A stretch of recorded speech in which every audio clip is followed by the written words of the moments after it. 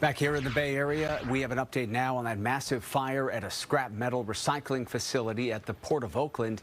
The flames and the flare-ups are now out at Schnitzer Steel. This is time-lapse video from when the fire first started last night and then burned into the early morning hours. KTVU's Brooks Jerose joining us now live from Oakland. And Brooks, this fire sent a whole lot of dirty, dangerous smoke into the air nearby. Yeah, that's for sure. In fact, an air quality advisory is still in effect right now until midnight. We know there are several businesses, even some port operations, that shut down because of that bad air quality. Now, we did check with the air district, and everything is safe now, so it is okay to be outside breathing the air. But this recent fire has brought back a lot of memories of previous ones happening in the same spot in recent years. That place catches on fire all the time. Billowing black smoke spread as firefighters battled flames at Schnitzer Steel from the air, from the water, and from the ground. That's crazy. And I thought it was just going to keep burning for a while. And it did, from Wednesday evening and well into Thursday, sending toxic air across West Oakland to Alameda and toward the South Bay, triggering an air quality advisory. We know that fine particulate matter is the pollutant that these air monitoring stations are picking up, but due to the nature of the fire at this facility, there could be other things in that smoke, which is why we are advising residents to stay indoors if they smell smoke in order to protect their health. A few nearby businesses stayed closed, and even some Port of Oakland operations were halted as fire crews kept dousing piles of scrap metal. We would like to urge Schnitzer Steel to work closely with regulatory agencies such as the Air District and also health and safety agencies so that this does not happen again. But the metal recycling operation has a history, a handful of fires in recent years, right on the water's edge.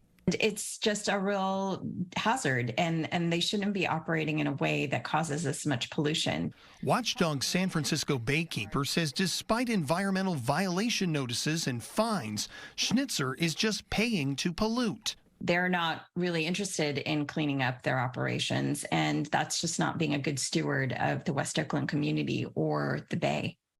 And that has triggered major lawsuits, including the state attorney general, who sued for illegally releasing hazardous waste and settled with Schnitzer for more than $4 million. 3 other lawsuits were brought by the Oakland A's, calling for Schnitzer to clean up its act. We just want to ensure that they follow the law and that the air quality and health of folks in West Oakland and our employees and everyone with the A's is taken into account.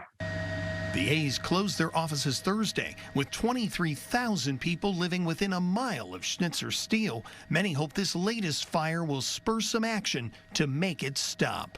We're going to continue with these efforts to just, hold Schnitzer accountable and hopefully help prevent any future fires.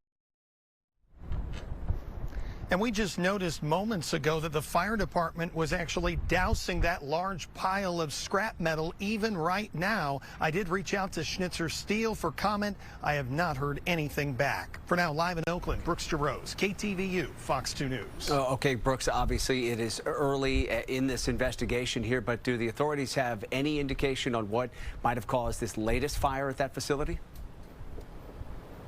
Not at this time, but I am told there was actually a special machinery that is used to try to tear all that scrap metal apart, and it has been down for a couple of days. They're waiting on some parts, so that pile just got bigger and bigger. And so when you talk about a fire igniting in that pile of flammable materials, it takes a lot longer to get it out. And as we saw yesterday with that plume of smoke, it was just huge all across this area. All right, and we will wait to see what action may be taken to prevent future fires like this one. Brooks Jerose, live for us in Oakland. Thank you, Brooks.